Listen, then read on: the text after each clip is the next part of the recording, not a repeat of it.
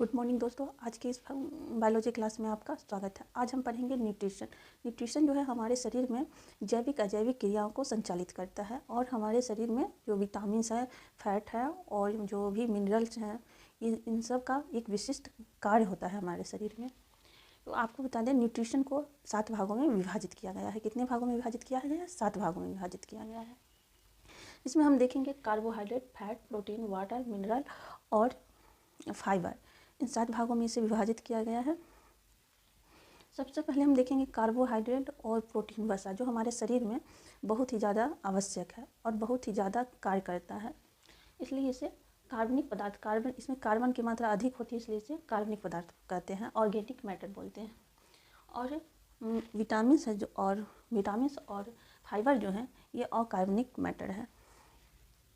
अकार्बनिक पदार्थ जो हैं जिसमें कार्बन की मात्रा नहीं होती है और ये हमारे शरीर में कम आवश्यकता होती है इनकी, इसलिए इसे अकार्बनिक पदार्थ कहते हैं।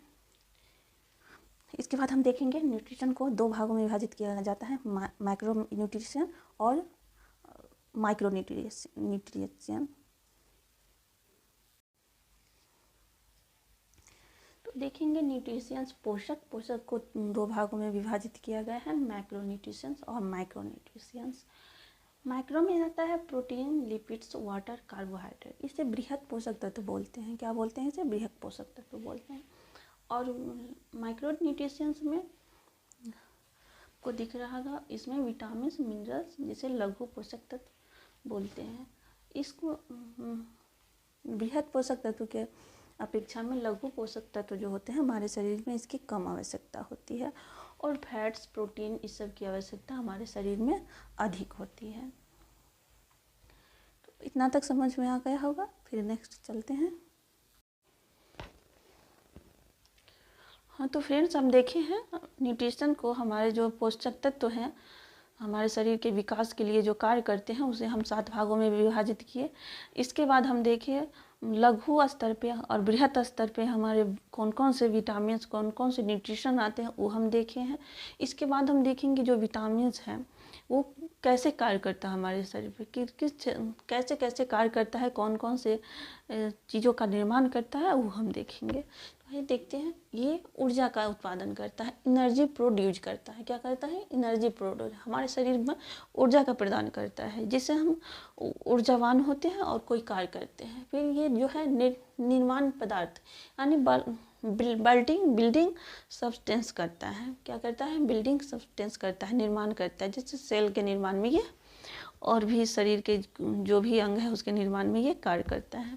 फिर हम देखेंगे ये मेटाबॉलिक रेगुलेटर का काम करता है। क्या करता है? मेटाबॉलिक रेगुलेटर उपापचय नियंत्रण करता है।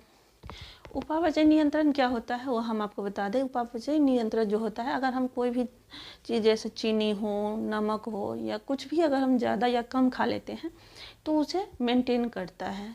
उसको क्या करता है? उसको करता है? रेगुलेट करता है, उपापचयी करता है, मतलब उसको मेंटेन करता है, जो भी हम ज़्यादा बेसी कम खा लेते हैं उससे।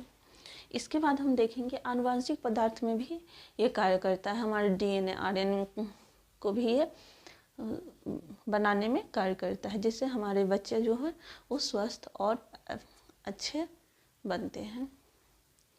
तो यहाँ तक हम समझ गए। और इसके बाद हम देखेंगे कार्बोहाइड्रेट से शुरू करेंगे, फैट देखेंगे। कार्बोहाइड्रेट में देखेंगे कौन कौन से तत्व उसमें आते हैं और कितने अनुपात में किन किन तत्वों का वर्गीकरण किया गया है, ये सब हम देखेंगे कार्बोहाइड्रेट में। तो बने रहिए।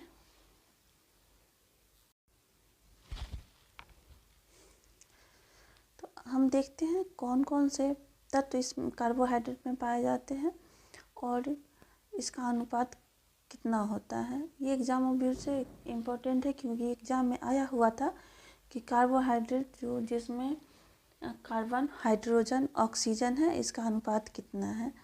तो एग्ज़ाम ऑब्वियस से बहुत ज़्यादा इम्पोर्टेंट होने वाला है। तो पढ़ते हैं। कार्बोहाइड्रेट जो होता है अकेले हमारे शरीर का 50% ऊर्जा प्रदान करता है। 50% ऊर्जा कार्बोहाइड्रेट अकेले हमारे शरीर को देता है, ऊर्जा प्रदान करता है। इसमें तत्व है कार्बन, हाइड्रोजन, ऑक्सीजन।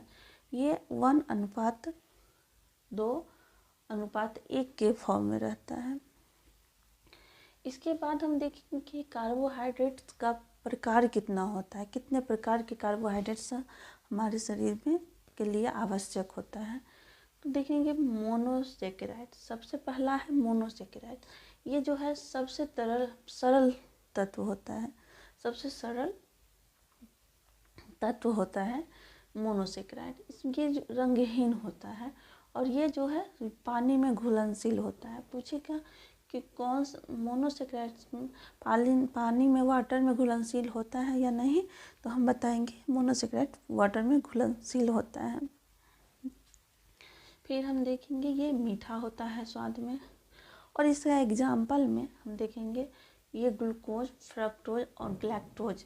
ग्लूकोज को कोशिका ईंधन कहा जाता है, क्योंकि कोई भी जब आर्मी की तैयारी करने वाले बच्चे दौड़ते हैं तो वो ग्लूकोज खा लेते हैं, जिससे उनको एनर्जी प्राप्त होता है, इसलिए इसे कोशिकीय ईंधन कहा गया है। इसके बाद हम देखेंगे फ्रक्टोज है, ग्लैक्टोज है। इसका सूत्र होता है C12H22O11, ये याद रखना है। इसके बाद जो होता है, जिसके बाद सेकेंड हम देखेंगे डाइसेकेराइड। डाइसेकेराइड किन दो अणुओं से मिलकर जो बनता है उसे हम डाइसेकेराइड्स बोलते हैं। ये भी पानी में घुलनशील होता है। और इसका देखें तो सुक्रोज होता है, इसका एग्जाम्पल देख लेंगे। लैक्टोज होता है, माल्टोज होता है। सुक्रोज होता है ग्लूकोज प्लस फ्रक्टोज से मिलकर के सुक्रोज बनता है। ग्लूकोज प्लस ग्लैक्टोज से मिलकर के लैक्टोज बनता है। और माल्टोज जो होता है वो ग्लूकोज प्लस ग्लूकोज से मिलकर के बनता है। ये भी घुलनशील होता है पानी में। मोनोसेकेराइड एक ही तत्व से मिलकर के ये बनता है।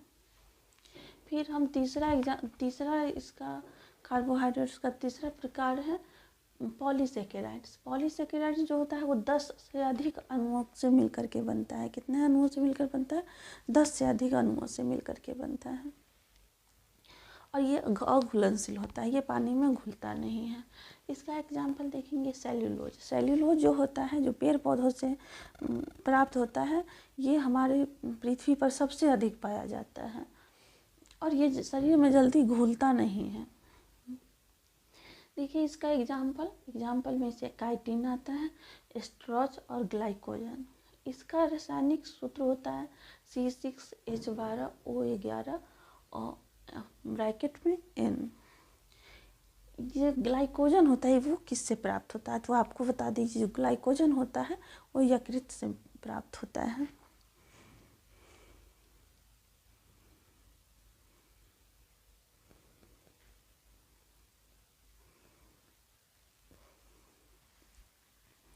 आई होप आपको इतना तक समझ में आ गया होगा। अगर नहीं आया है तो कृपया कमेंट बॉक्स में लिखिएगा, तो नेक्स्ट क्लास में मैं आपको बता दूंगी। आप